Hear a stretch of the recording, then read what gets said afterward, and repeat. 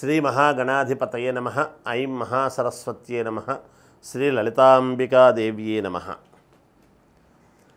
రాశిఫలాల కార్యక్రమములో భాగంగా అక్టోబరు మాసము అంతా కూడా 12 రాసుల వాళ్లకు ఎలా ఉండబోతుంది, ఏమిటి అనేటువంటి వివరాల గురించి ఇప్పుడు మనము తెలుసుకుంటున్నాము.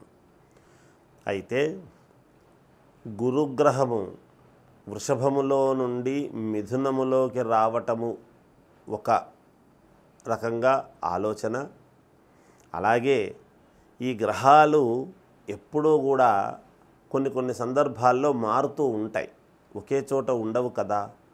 అందువలన ఆ గ్రహాలు ఎప్పుడైతే మారుతూ ఉంటాయో ఆ మారిన దాన్ని బట్టి రాసుల వాళ్ళ యొక్క జీవితాలలో మార్పులు కూడా జరుగుతాయి.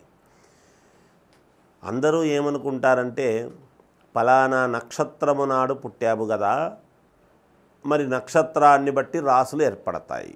అయితే ఈ నక్షత్రములో పుట్టిన వాళ్ళ యొక్క గుణగణాలు ఎలా ఉంటాయి అనేటువంటివి తెలుస్తాయి. ఆ మనిషి యొక్క ఇది ప్రవర్తన అది తెలుస్తుంది. ఏది? నక్షత్రాల వలన. రాసుల వలన తెలిసేది ఏమిటి అని అనుకుంటే, అతని జీవితము ఎలా నడుస్తుంది, ఏమిటి, ఆ గ్రహస్థితులు ఎలా ఉన్నాయి, ఏ లగ్నంలో పుట్టాడు, ఆ లగ్నము నుంచి మిగతా గ్రహాలన్నీ కూడా ఎక్కడెక్కడ సంచరిస్తూ ఉన్నాయి, గోచార రీత్యా అనేటువంటి పదము వస్తుంది మనకప్పుడు.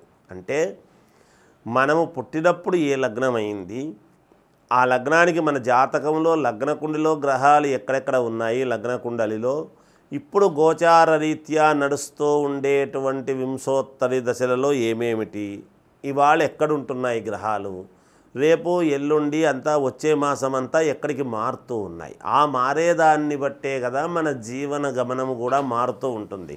అందుకనే ప్రతి వాళ్లకు ఒకే రకమైనటువంటి జీవితం ఎప్పుడూ ఉండదు, ఏదో ఒకటి మార్పులు జరుగుతూ ఉంటాయి. ఆ మార్పుల్లోనే మంచి మార్పులా, ఏమైనా ఇబ్బంది కలిగినవా అనేటువంటివన్నీ కూడా మనము విశ్లేషణ చేసుకొని చూసుకోవాల్సినటువంటి అవసరము ఏర్పడుతుంది.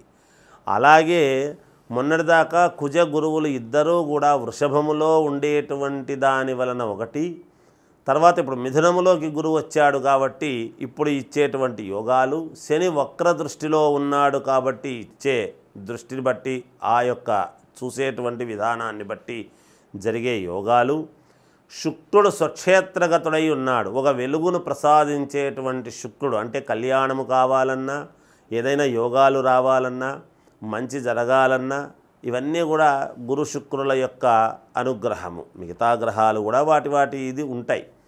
అలా గ్రహాలు మార్పు ఉండేటువంటి దాని వలన ఏమి జరగబోతుంది అనేటువంటి విధానమే ఇప్పుడు మనము అందరి 12 రాసుల వాళ్లకు కూడా తెలియజేసేటువంటి విధానము. తులారాశి వారికి ఈ అక్టోబర్ మాసమంతా కూడా ఎలా ఉంది అంటే చాలా బాగుంది, అనుకూలముగా ఉండి మహాద్భుతముగా ఉంది అని చెప్తున్నాను. ధనలాభము, ఎక్కడి నుంచైనా సరే ధనము అనేటువంటిది మీకు అందుతుంది. తద్వారా ఉత్సాహం అనేటువంటిది మీకు పెరుగుతుంది. నిరుత్సాహముగా, జిగుప్సగా ఈ పనులు కాలేదే, ఎప్పుడవుతాయబ్బా అని ఆలోచన చేసుకునేటువంటి వాళ్లకు మంచి ఉత్సాహం ఏర్పడుతుంది. తద్వారా మీరు కాస్త అభివృద్ధి వైపు మీ యొక్క అడుగులు ఉండబోతున్నాయి. అంటే 4 మెట్లు మీరు పైకి ఎక్కుతారు, మేలు జరుగుతుంది. మాతృ సౌఖ్యము, తల్లిదండ్రుల వలన మేలు జరగబోతూ ఉన్నది మీకు. అలాగే పిత్రార్జిత ధనము నుండి మీకు మేలు జరుగుతుంది.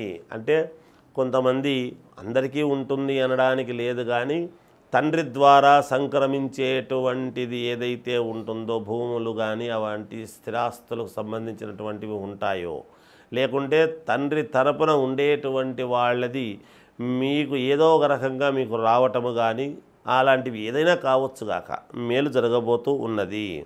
అలాగే అనుకూలతలు, సర్వము అనుకూలతలు పెరుగుతూ ఉన్నాయి. అన్ని రకాలుగా మీకు అనుకూలతలుగా ఉంటాయి. వృత్తి వ్యవసాయము చేసుకునేటువంటి వాళ్లకు మహాద్భుతముగా ఉన్నది. ఈ రాశి వాళ్లకు, వ్యవసాయదారులకు ఇంకా బాగా ఉంది. వృత్తి, ఏ వృత్తి అయితే చేసుకుంటుంటారో, ఏ ఏ రంగాలలో ఉండేటువంటి వృత్తి కలిగినటువంటి వాళ్లకు చాలా అనుకూలముగా ఉన్నది. అగ్ని వలన కాస్త భయము అనేటువంటిది ఉంటుంది, జాగ్రత్త వహించండి. అలాగే కొన్ని సందర్భాలలో కాస్త ధన నష్టము అనేటువంటిది కూడా ఉన్నది. ఆచితూచి అడుగులు వేసి ఒక చోట పెట్టేటప్పుడు చూసుకొని పెట్టండి, మేలు జరుగుతుంది. అనారోగ్య చింతన అనేటువంటిది ఉంటుంది. మీరు ఎక్కడా అధైర్యపడక్కర్లేదు, నాకు ఎలా ఉంటుందో, నాకేమవుతుందో ఏమో అనేటువంటి చింత తీసి పక్కకు పెట్టేయండి, మీకేమీ కాదు, చాలా బాగుంటుంది. అలాగే మనోచాంచల్యము అని ఉంటుంది. మనోచాంచల్యం అనేటువంటిది పక్కకు పెట్టండి. ఒకే దృఢమైనటువంటి సంకల్పముతో నేను ఎలాగైనా సరే చేసుకోగలను, నేను ముందుకు వెళ్ళగలను అనేటువంటి భావన మీకు ఎప్పుడైతే ఉంటుందో తప్పకుండా విజయం అనేటువంటిది మీకు కలిగి తీరుతుంది. కుటుంబ సౌఖ్యము అనేటువంటిది ఉన్నది. పుత్రులు అభివృద్ధిని సాధిస్తారు. మీరు ఏదైతే కావాలి, పిల్లలు బాగుండాలి అనుకుంటారో, మీ పిల్లలు మీకు అనుకూలవంతముగా మీరు ఏదైతే అనుకుంటారో అదే ఉన్నతమైనటువంటి స్థితికి చేరుకోవటానికి కావాల్సినటువంటి నిర్ణయాలు తీసుకుంటారుగాక. తద్వారా మీరు మానసికంగా సంతోషముగా పొందుతారు. ఇంకా మెరుగైనటువంటి ఫలితాలు కావాలి అనుకునేటువంటి వాళ్ళు మీ వ్యక్తిగతమైనటువంటి జాతకాన్ని పరిశీలన చేసుకోండి, మేలు జరుగుతుంది. జయోస్తు. 12 రాసుల వాళ్ళు కూడా మనకు దైవానుకూలము చేత ఈ శారదా శరన్నవరాత్రోత్సవాలు వస్తున్నాయి. అంటే మనకు దసరా పండుగలు వస్తూ ఉన్నాయి 10 రోజుల పాటు. ఈ 9 రోజుల పాటు కూడా అన్ని రాసుల వాళ్ళు మీకు మేలు జరగటానికి, అంటే మీరు అనుకున్నటువంటి పనులు నెరవేరటానికి, మీరు ఏ పని చేసినా ఇబ్బందులు ఉన్నాయి అనేటువంటి ఆలోచన లేకుండా, ధనము కావాలన్నా, ఉద్యోగాలు రావాలన్నా, వివాహము కావాలన్నా, లేదా ఉన్నతమైనటువంటి స్థితికి ఎదగాలి అన్నా, ప్రమోషన్లు రావాలన్నా, అలాగే విదేశాలకు వెళ్ళాలనుకున్నా, ఏది ఉండినా సరే ఏవో కోరికలు ఉంటాయి, అనేక రకాల కోరికలు ఉంటాయి. దసరా పండుగలలో మనము అమ్మవారికి ఏమి నివేదన పెడుతున్నాము, ఏమి నమస్కారం చేస్తున్నాము, ఏ పూజ ఇచ్చినాము, ఇవన్నీ ఒక ఎత్తు. అవన్నీ మీకు అనుకూలవంతముగా కావాల్సినటువంటివి చేసుకోండి. కానీ నేను చెప్పేటువంటి పరిహారం మాత్రం అన్ని రాసుల వాళ్ళు తప్పకుండా మీరు చెయ్యండి, మీకు మేలు జరుగుతుంది. ఏమిటది అంటే, ఒక శ్రీచక్రము అనేటువంటిది ఒక పటము దొరుకుతుంది, ఒక ఫ్రేమ్. ఆ శ్రీచక్రము పటమును తెచ్చుకొని దాన్ని పసుపు నీళ్లతో శుభ్రముగా తుడవండి. తుడిచిన తర్వాత శ్రీచక్రానికి మధ్యలో బిందువు అని ఉంటుంది.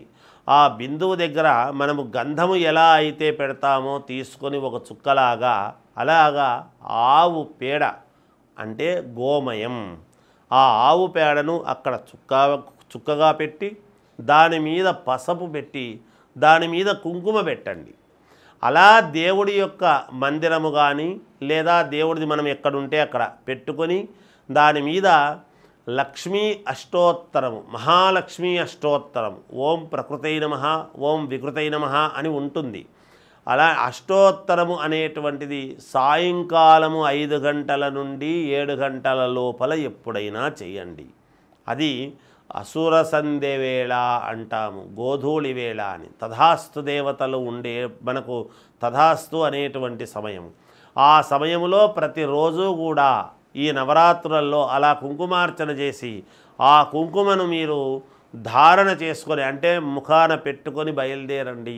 తప్పకుండా మీరు అనుకున్నటువంటి పనులు జరిగి తీరుతాయి అని తెలియజేస్తూ జయోస్తు.